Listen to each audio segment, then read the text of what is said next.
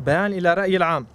سعت تركيا منذ بداية الحراك الجماهيري السوري إلى فرض أجنداتها الخاصة في سوريا، وكان لها الدور الرئيسي في تحول الحراك إلى حرب أهلية مدمرة بهدف احتلال أراضي سوريا ومنع التحول الديمقراطي، فحاربت المشروع الديمقراطي الذي تبنته شعوب شمال وشرق سوريا الذي تكلل بمشروع إدارة ذاتية. فقد دعمت تركيا المجموعات الإرهابية المسلحة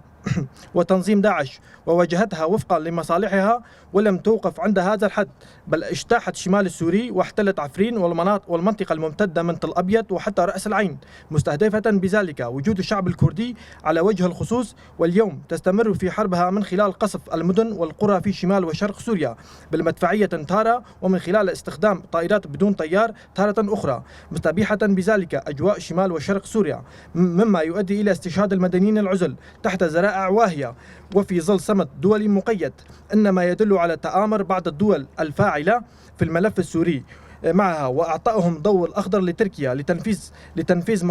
مخططاتها المتمثلة في ترهيب المواطنين والإفراغ المنطقة من سكانها الأصليين، بغية تطبيق مشروعها الرامي إلى احتلال كامل شمال وشرق سوريا وبعمق أكثر من 32 كيلومتر، وتمارس أبشع أنواع الجرائم ضد الإنسانية وتطبق السياسات التغيير الديموغرافي ضد الشعب الكردي، كما يحدث الآن في عفرين وتل أبيض ورأس العين، إرضاء لها وخدمة لمصالحهم، متجاهلين بذلك حجم التضحيات التي قدمتها شعبنا متمثلة بدحر قوات سمر السورية الديمقراطية لأخطر تنظيم إرهابي، تنظيم داعش، نيابة عن العالم أجمع.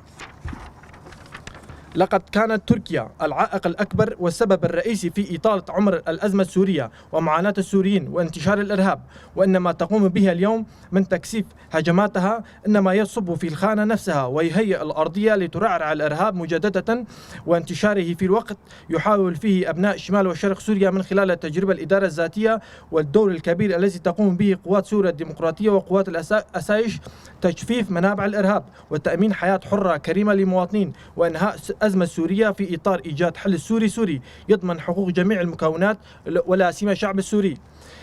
إننا في مماثلية حزب الاتحاد الديمقراطي في إقليم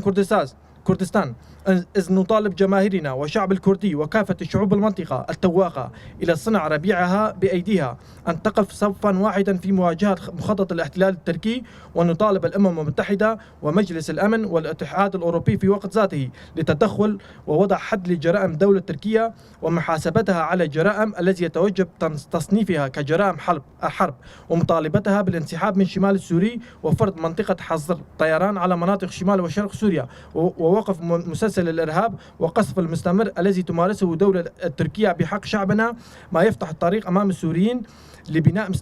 مستقبلهم بعيدا عن سياسة الاحتلال التركي. ممثلية حزب الاتحاد الديمقراطي بياتي في إقليم كردستان، سليمانية 14/8/2022. بيجي برخدانا روجابا شهيد نامرن.